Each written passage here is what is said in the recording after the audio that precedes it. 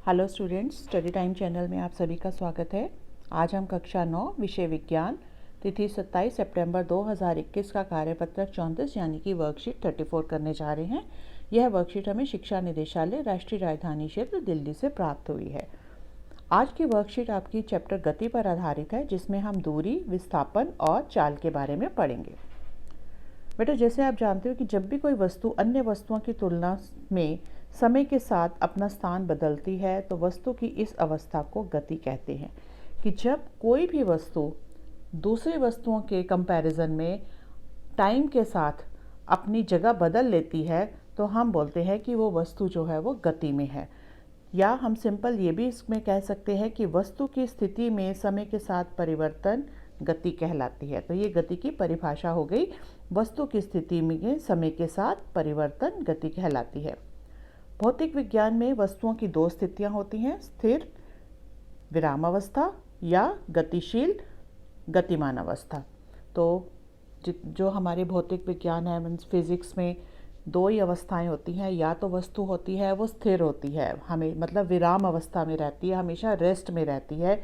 या वो जो वस्तु है वो गतिशील रहती है, मतलब गतिमान रहती है, मूव करती रहती है वो। ठीक है, तो फिजिक्स में दो स्थितियां होती हैं, या तो स्थिर या गतिशील। जब कोई वस्तु किसी स्थिर वस्तु की तुलना में समय के साथ अपना स्थान नहीं बदलती तो वह स्थिर कहलाती है। तो मतलब जब भी कोई वस्तु एक निश्चित समय में अपने जो स्थान वो है जगह नहीं बदलती तो वो स्थिर कहलाती है, जैसे कि पेड़ हैं, इमारतें हैं। ठीक है, और जब कोई वस्तु किसी स्थिर वस्तु की तुलना में अपना स्थान बदल लेती है तो वह गतिशील कहलाती है। मतलब समय के साथ वो अपना स्थान बदलती रहती है तो हम बोलते हैं यह वस्तु गतिशील है। जैसे चलना। ठीक है, और इसके अलावा क्या है यहाँ पे, ये देखिए, चलती कार, चलती रेलगाड़ी। तो ये क्या होती है, गति में रहती है, क्योंकि समय के साथ साथ इनकी जो है वो अवस्था जो है वो बदलती जाती है। ठीक है, अपना इनका स्थान जो है वो बदलता जाता है।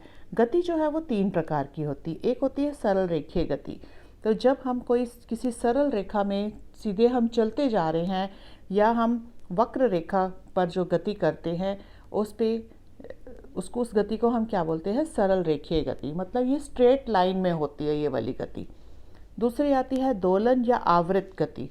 दोलन गति कौन सी है, जब कोई वस्तु किसी निश्चित बिंदु के इधर उधर एक ही निश्चित पथ पर गति करती रहती है। जैसे कि आप देखते हो घड़ी का पेंडुलम होता है, वो एक ही बिंदु के आसपास जो है इस तरह से गति जो है वो करता रहता है। जैसे ये है तो ये यहाँ से यहाँ पर, यहाँ से इधर, इस तरह निश्चित अवस्था में गति करता रहता है। तो इसको हम बोलते हैं दोलन या आवृत गति। इसी तरह आप जो स्विंग पे बैठते हो तो स्विंग की गति भी कैसी है, वो झूले पे जो बैठते हो तो उस पे उसकी गति भी कैसी होगी, दोलन या आवृत गति। फिर आती है घूर्णन या वृत्तीय गति। यह गति जिसमें वस्तु किसी निश्चित बिंदु के चारों तरफ गति करती रहती है उसे घूर्णन गति कहते हैं। जैसे कि आप देखो, एक धागे के ऊपर पत्थर जो है वो बांध लो धागे के साथ, और अगर उसको आप वृत्तीय उसमें गति में उसको अपने हाथ को घुमाते हो तो धागा जो है वो एक गोलाकार में जो है वो गति करता रहता है। तो ऐसे को हम क्या बोलते हैं, वृत्तीय गति। ठीक है, और नेक्स्ट आता है, हम जानते हैं कि सरल रेखीय गति का सबसे साधारण प्रकार है। ये गति का सबसे साधारण प्रकार कौन सा है, सरल रेखीय गति। किसी वस्तु की स्थिति को बताने के लिए हमें कोई एक निर्देश बिंदु की आवश्यकता है, जिसे मूल बिंदु कहा जाता है। वस्तु की अवस्था का मूल बिंदु ही यह निर्धारित करता है कि वस्तु विराम अवस्था या गतिमान अवस्था में है। तो जब भी हमें किसी चीज़ की गति निर्धारित करनी होती है तो हमें एक स्टार्टिंग पॉइंट जो होता है, जो निर्देश बिंदु होता है, वो देखना पड़ता है उस वस्तु का कि वो क्या है, जिसको हम बोलते हैं मूल बिंदु। और फिर वस्तु की अवस्था का मूल बिंदु ही वह निर्धारित करता है।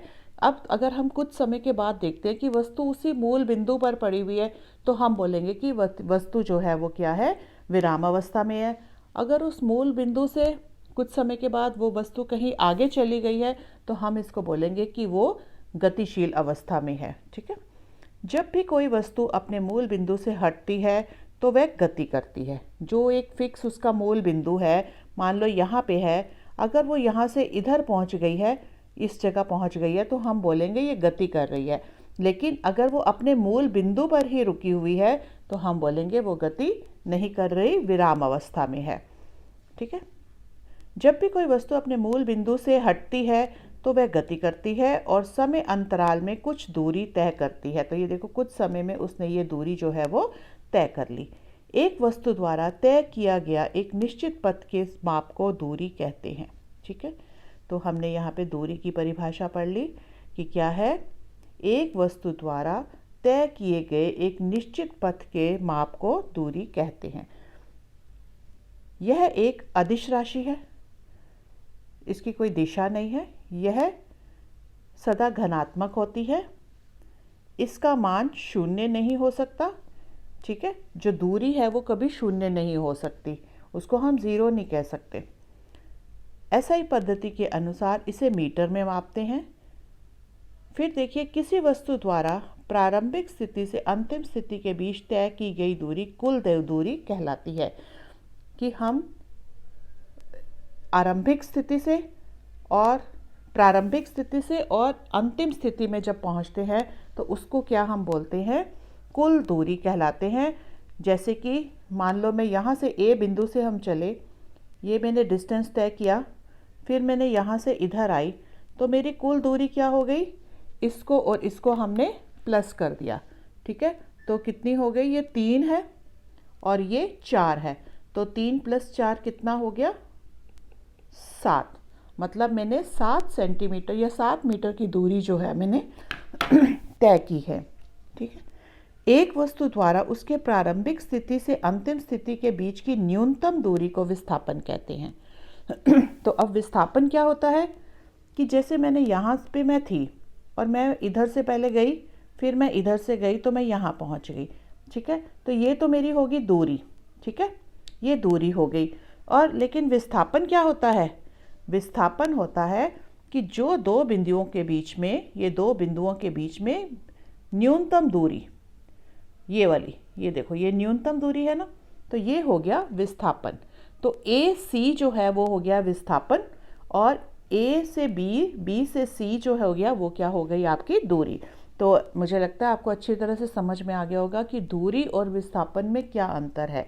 एक बार फिर देख लीजिए, जो हम कुल दूरी तय करते हैं, ठीक है, उसको हम बोल देते हैं कुल दूरी।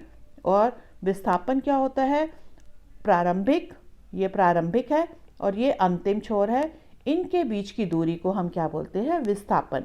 विस्थापन जो है वो कैसा है, एक सदिश राशि है। ठीक है, यह ऋणात्मक एवं शून्य भी हो सकता है, और एसआई पद्धति के अनुसार इससे भी मीटर में मापते हैं। मतलब हम दूरी को भी मीटर में मापते हैं और विस्थापन को भी मीटर में मापते हैं। नेक्स्ट आता है चाल। किसी वस्तु द्वारा इकाई समय में तय की गई दूरी चाल कहलाती है। तो ये चाल की परिभाषा हो गई कि इकाई समय में हम जितनी दूरी तय करते हैं उसको क्या बोलते हैं, चाल। यह एक अदिश राशि है और एसआई पद्धति के अनुसार इसको मीटर प्रति सेकंड में मापते हैं। अधिकतर अवस्थाओं में वस्तुएं असमान चाल से गति करती हैं। ठीक है, ज़रूरी नहीं है कि जब आप चलते हो तो आपकी चाल जो है वो हमेशा एक जैसी रहती है, या किसी की कोई वाहन है उसकी चाल हमेशा एक जैसी रहती है, वो बदलती रहती है। तो वो कैसी होगी, असमान चाल होगी। तो उस चाल को हम औसत चाल के रूप में लिखते हैं। कैसे कि तय की गई कुल दूरी और बटा तय किया गया कुल समय, इसको हम क्या बोलते हैं, औसत चाल। औसत चाल हम v से लिखते हैं और तय की गई कुल दूरी कितनी हो गई, s, और ये कितना हो गया नीचे समय, कुल समय कितना हो गया, इसको हम t से लिखते हैं। तो v = s/t जो है आपका ये फॉर्मूला बन गया। किसी वस्तु की चाल की स्थिति उसकी दूरी समय ग्राफ से ज्ञात की जा सकती है कि उसकी चाल कैसी है। जब हम दूरी समय ग्राफ देखते हैं तो हम उसकी चाल की स्थिति बता सकते हैं कि वो कैसी है। किसी वस्तु की दूरी समय ग्राफ उसकी चाल को दर्शाता है। अब यहाँ पे देखिए, ये है समय और यहाँ पे है दूरी। तो यहाँ पे देखो, जब इस तरह की लाइन आएगी तो इसका मतलब क्या है, ये गति कैसी है, एक समान गति। कि निश्चित समय में एक निश्चित दूरी तय कर रही है, ठीक है। तो ये हो जाएगी एक समान दूरी। और नीचे वाला ग्राफ देखिए, यहाँ पे क्या है, ये समय है, ये दूरी है। समय जो है वो बढ़ता जा रहा है, लेकिन दूरी जो है वो उतनी की उतनी ही है। तो इसका मतलब ये वस्तु कैसी है, ये वस्तु विराम अवस्था में है, ठीक है। ये ऊपर वाली एक समान गति कर रही है, क्योंकि समय के साथ दूरी जो है वो बढ़ती जा रही है, ठीक है। ये दूरी बढ़ती जा रही है, लेकिन यहाँ पे क्या है, समय के साथ साथ दूरी जो है वो बढ़ नहीं रही, उतनी की उतनी ही है। तो ये क्या अवस्था हो जाएगी, विराम अवस्था। नीचे देखिए, यहाँ पे ये कभी कम हो रही है, समय के साथ दूरी कभी कम हो रही है, कभी ज़्यादा हो रही है। तो ये कौन सी गति हो जाएगी, असमान गति, ठीक है बेटा। तो इस वर्कशीट में हमने दूरी, विस्थापन और चाल के बारे में पढ़ा। तो अब आइए, अब इसके कुछ क्वेश्चंस हैं वो हम सॉल्व करने की कोशिश करते हैं। दूरी और विस्थापन में अंतर स्पष्ट कीजिए। तो दूरी और विस्थापन में मैंने आपको यहाँ पे, ये देखिए आपका यहाँ से क्वेश्चन नंबर 1 जो है, जिन बच्चों ने अभी ध्यान से सुना है वो आराम से इसका आंसर दे सकते हैं। तो पहले तो हम दूरी की परिभाषा लिखेंगे। यहाँ पे देखिए, एक वस्तु द्वारा तय किए गए एक निश्चित पथ के माप को दूरी कहते हैं, ठीक है। ये तो आपकी होगी दूरी की परिभाषा। फिर और उसकी दूसरा आपका क्या है, विस्थापन। तो विस्थापन की परिभाषा भी हमने यहाँ देखी थी कि एक वस्तु द्वारा उसके प्रारंभिक स्थिति में से अंतिम स्थिति के बीच की न्यूनतम दूरी को विस्थापन कहते हैं। तो पहला पॉइंट तो आपका ये हो गया। उसके बाद जो दूरी है वो अदिश राशि है और विस्थापन सदिश राशि है, ठीक है। दूरी सदा धनात्मक होती है और विस्थापन ऋणात्मक होता है। दूरी शून्य नहीं हो सकती, विस्थापन जो है वो शून्य हो सकता है, ठीक है। दूरी को मीटर में मापते हैं और विस्थापन को भी मीटर में मापते हैं। तो ये आपके अंतर हो गए, जो आप बीच में एक लाइन लगा के एक साइड लिखोगे दूरी और एक साइड लिखोगे विस्थापन, और ये सारे पॉइंट्स जो है आप उसमें लिख देंगे, ठीक है। तो फर्स्ट क्वेश्चन आपका हो गया। सेकंड क्वेश्चन देखिए, एक कार 20 मीटर की दूरी 5 सेकंड में तथा पुनः 20 मीटर की दूरी 3 सेकंड में तय करती है। कार की औसत चाल क्या होगी? तो कुल दूरी कितनी होगी? कुल दूरी होगी आपकी, पहले उसने 20 करी, फिर उसने 20 करी, तो 20 + 20 40 सेंटीमीटर, सॉरी, ठीक है। कुल समय कितना हो गया? 5 सेकंड + 3 सेकंड, तो कुल समय हो गया 5 सेकंड + 3 सेकंड, कितना हो गया? 8 सेकंड, ठीक है। अब देखिए, इसमें कार की औसत चाल क्या होगी?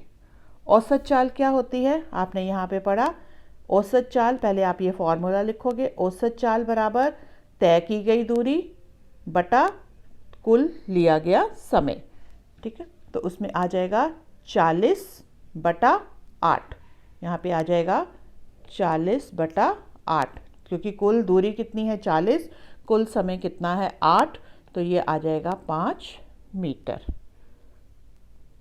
प्रति सेकेंड, ठीक है। तो ये आ जाएगा आपका औसत चाल हो जाएगी 5 मीटर प्रति सेकेंड, ठीक है बेटा। अब नेक्स्ट क्वेश्चन देखिए। नेक्स्ट क्वेश्चन जो है आपका, चाल को परिभाषित कर उसका SI मात्रक ज्ञात कीजिए। तो तीसरा प्रश्न का ये उत्तर यहाँ से होगा। ये देखिए, ये क्वेश्चन नंबर 3, किसी वस्तु द्वारा इकाई समय में तय की गई दूरी चाल कहलाती है, और उसके बाद हमने उसका SI मात्रक लिखना है। तो SI पद्धति के अनुसार उसका SI मात्रक क्या हो जाएगा? मीटर प्रति सेकेंड।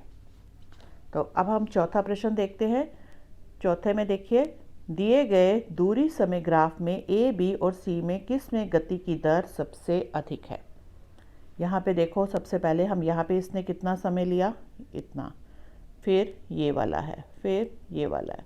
तो सबसे कम समय किसने लिया? A ने, और सबसे ज़्यादा समय किसने लिया, बी, इसमें बी ने। ठीक है, तो जो सबसे कम समय लेगा उसकी जो है वो गति जो है वो उसकी गति की दर अधिक होगी। तो ए ने सबसे कम समय लिया है, तो हम यहाँ पे लिखेंगे ए आंसर करेक्ट है। ठीक है बेटा, इसी के साथ ये वर्कशीट समाप्त होती है। और अगर आपको ये वर्कशीट अच्छी लगी है और आने वाली वर्कशीट की नोटिफिकेशन चाहते हो तो मेरा चैनल सब्सक्राइब कीजिए और बेल आइकन प्रेस करिए ताकि आने वाली सभी वीडियोस की नोटिफिकेशन जो है वो आपके मोबाइल पे सबसे पहले आपको मिल जाए। और अगर ये लेसन आपको अच्छा लगा है तो लाइक और कमेंट ज़रूर कीजिए। थैंक यू बेटा।